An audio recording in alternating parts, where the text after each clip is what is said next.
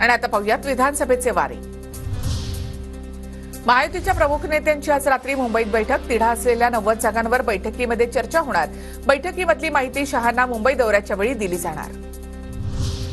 काँग्रेसमधून निलंबित नेते नरेंद्र जिचकार नागपूर विधानसभा मतदारसंघातून अपक्ष निवडणूक लढणार।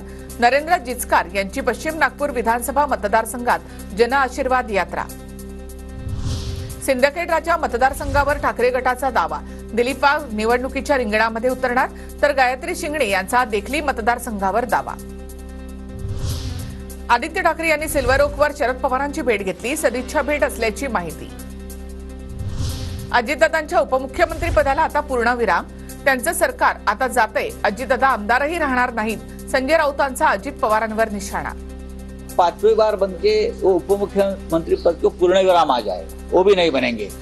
सरकार ही उनकी जा रही है ना, शायद विधायक भी नहीं रहेंगे।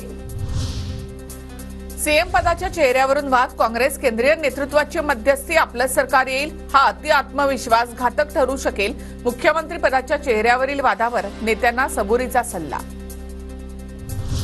घोषणाबाजी झाल्यामुळे जयंत पाटील भडकले आणि भाषण थांबवलं। अहमदनगरमधील शिवस्वराज्य यात्रेच्या दरम्यानचा प्रकार। परिवर्तन महाशक्तीचे नेते जरांगेंच्या भेटीला। संभाजीराजे छत्रपती राजू शेट्टी बच्चू कडू यांनी जरांगे यांची भेट घेतली। संभाजीनगरच्या गॅलेक्सी रुग्णालयामध्ये जरांगेंवर उपचार सुरू।